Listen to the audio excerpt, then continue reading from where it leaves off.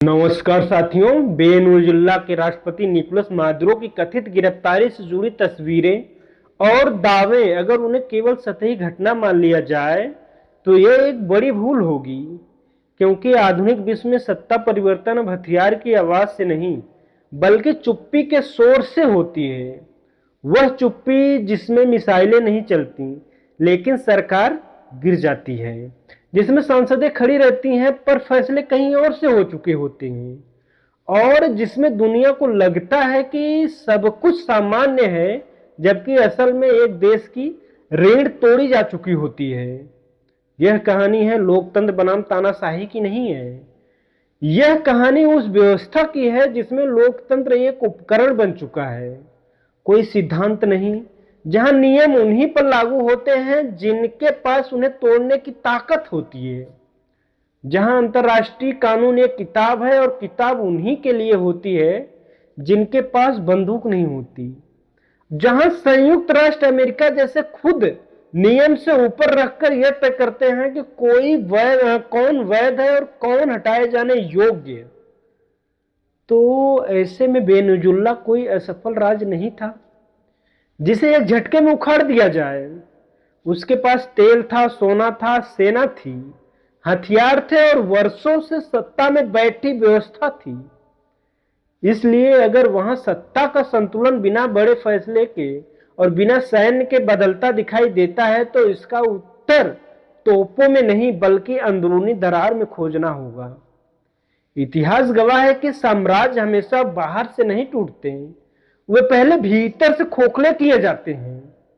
आधुनिक दौर में किसी देश को तोड़ने की सबसे प्रभाव रणनीति उसका आर्थिक गला घोटना है। प्रतिबंध, बैंकिंग, कट ऑफ, व्यापार और चीजों पे अवरोध और वैश्विक वित्तीय संघ से बहिष्कार, ये सब मिलकर एक ऐसा दबाव बनाते हैं जिसमें सरकार से पहले जनता टूटती है। जब पेट खाली होता है तो विचारधारा टिक नहीं पाती, और जब जनता हताश होती है तो सत्ता परिवर्तन का रास्ता अपने आप खुल जाता है। यही प्रक्रिया धीमी होती है, अदृश्य होती है, लेकिन बेहद क्रूर होती है। इस पूरी रणनीति का केंद्र तेल नहीं है, तेल तो बहाना है, असली मुद्दा मुद्रा है और नियंत्रण का है। वैश्विक व्यवस्था में डॉलर की हैसियत केवल एक करेंसी की नहीं बल्कि सत्ता के उपकरण की है। जिस दिन बड़े संसाधन संपन्न देश डॉलर के दायरे से बाहर निकलने की सोचते हैं उस दिन वे केवल आर्थिक फैसला नहीं लेते, वे एक भू राजनीतिक चुनौती देते हैं। और चुनौतियां इतिहास बताता है कि बिना कीमत चुकाए स्वीकार नहीं की जाती। वेनेजुएला के मामले में यह चुनौती कई स्तरों पर थी। तेल, सोना, रणनीतिक और खनिज और उन संसाधनों पर राष्ट्रीय नियंत्रण। आधुनिक टेक्नोलॉजी की दुनिया में लिथियम, कोल्टन और दुर्लभ खनिज उतरने की महत्वपूर्ण है, उतने ही महत्वपूर्ण है जितना 20वीं सदी में तेल था। इसलिए यह संघर्ष केवल वर्तमान का नहीं भविष्य का भी है। यह तय करने की लड़ाई की आने वाली दशक की व्यवस्था और तकनीकी पर किसका नियंत्रण होगा। इस पूरी तस्वीर में सूचना युद्ध सबको खतरनाक हथियार बनकर उभरता है। आज किसी देश को बदनाम करना, उसके नेतृत्व को अवैध बताना और उसकी नीतियों को एक तरफा नैरेटिव में बढ़ाल देना उतना ही असरदार है जितना सीधा सैन्य हमला। जबकि दुनिया किसी कहानी को मान लेती है तो उस कहानी के खिलाफ सच्चाई भी कमजोर पड़ जाती है। और यहाँ वह बिंदु है जहाँ तथ्य और धारणा के बीच की लड़ाई हार जाती है और हार जीत तय करती हैं। यहाँ संयुक्त राष्ट्र जैसी संस्था की सीमाएं भी उजागर होती हैं। वे संस्थाएं जो कागज पर संप्रभुता की रक्षा करती हैं, व्यवहार में उसी शक्ति संतुलन की परछाई बन जाती हैं जिसने इस संकट को जन्म दिया। उनकी चुप्पी कई बार ज्ञान नहीं बल्कि मजबूरी होती है, और यह मजबूरी दुनिया को एक खतरनाक संदेश देती है कि न्याय वैश्विक नहीं चयनात्मक है।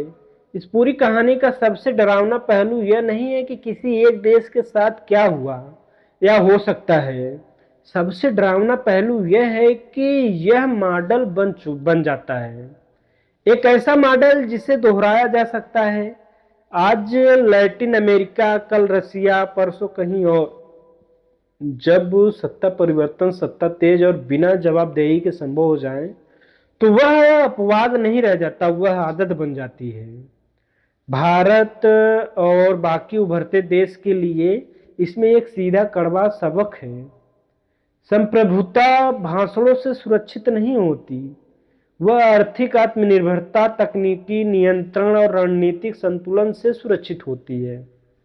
जिन देश की संचार प्रणाली, वित्तीय ढांचा और डिजिटल ऋण दूसरों के साथ में होती हैं, वे संकट के समय केवल दर्शक बन जाते हैं। यह न्यूज किसी व्यक्ति को महिमंडलित करने या किसी देश को राक्षस साबित करने के लिए नहीं बनाया हूं। यह केवल उस ढांचे को उजागर करने की कोशिश है जिसमें दुनिया चल रही है, एक ऐसी दुनिया जहां युद्ध अब घोषणाओं के बिना होते हैं, कब्जे बिना झंडे के हो जाते हैं और लोकतंत्र एक नारा बनकर रह जाता है। अगर इस सच को समय रहते नहीं समझा गया तो हर अगली घटना पर हम यही कहते रह जाएंगे कि यह तो कहीं और का हुआ है, यह तो कहीं और हुआ है, किसी और देश में हुआ है।